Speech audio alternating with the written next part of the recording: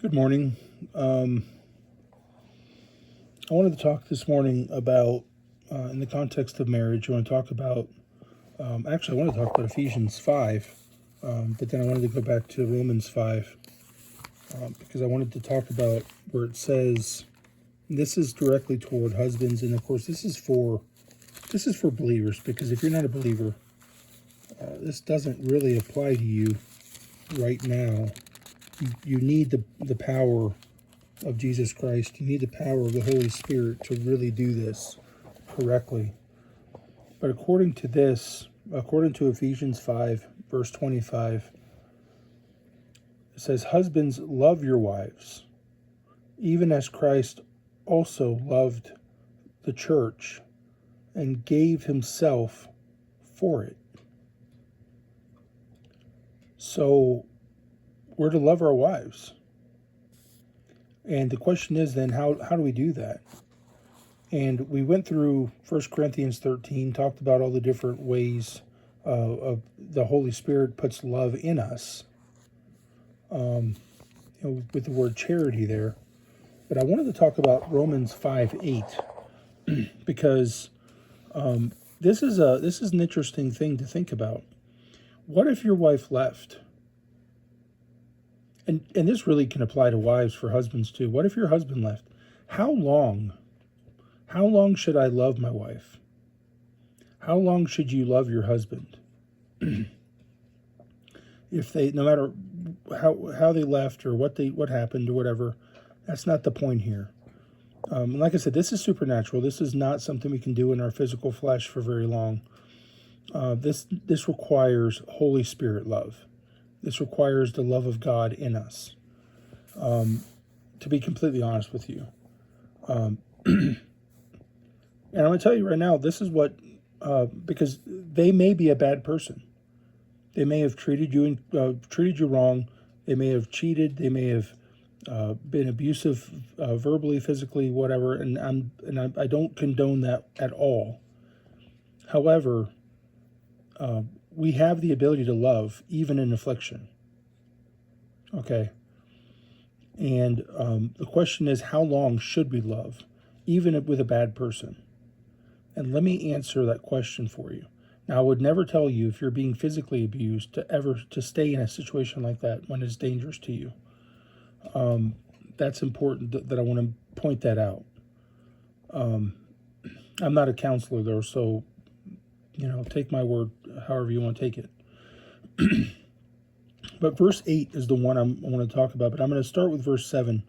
For scarcely a righteous man will one die, yet peradventure for a good man, some would even dare to die. So, honestly, even for a good person, most of us are not willing to die for that person. Most of us are not willing to give our lives, physically die for even a good person. You might, depending on who that person is. But most of us, not so much. Okay? But here's verse 8. This is where the love of Christ comes in here.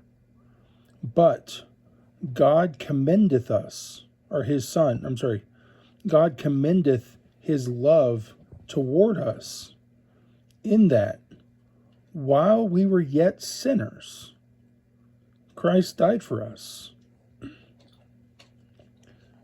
So, if we understand how God feels about sin, you can look at the cross and see how Jesus bore the sin, and God literally turned his back on Jesus while he was on the cross because he was bearing our sin. My God, why hast thou forsaken me, right?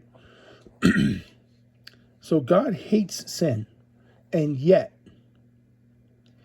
even then, while we were yet sinners, he gave his life for us. And you know what? There's a world full of sinners out here in this world, including myself. But in terms of this statement, there's a world full of sinners out there who will learn about this, and many will still turn away. And they turn away because they don't want to give up their lust. They don't want to give up their sin. They don't want to give up their iniquity. They don't want to give up the things that they want in their own lives, their own will. They don't want to give up their will and align that with Jesus Christ, with God, with the Holy Bible. Okay, they don't want that, and because they don't want to give up their will, they will never turn to Jesus Christ and be saved. Okay, and even knowing that, because Jesus is God, he knew. Even knowing that, even the people who nailed him to the cross, even the people who mocked him while he was blind and they were hitting him with a stick, the people that put the crown of thorns on his head, those people that whipped him with the cat of nine tails, all of that, he died for every one of them. While they were yet sinners, he gave his life for every last one of them. So the question is, how long? The question I ask is, how long are we supposed to love our spouse? Even when they've done wrong, even when they've walked away, even when they've cheated, even when they've been abusive, how long should we love our spouse? Well, my question is, how long do you want God to love you? Because God was willing to give up his life while you were still, in his eyes, a worm. A dirty, nasty, filthy worm. And he was willing to come to this earth and give up his life in a brutal death so that you could be saved. So, answer the question how you wish. Just keep in mind, this is the love of God that we have in us. So when it says, husbands, love your wives, as Christ loved the church and gave himself for it, remember, there's no stipulation on how lovable she is. There's no stipulation on that. God requires forgiveness.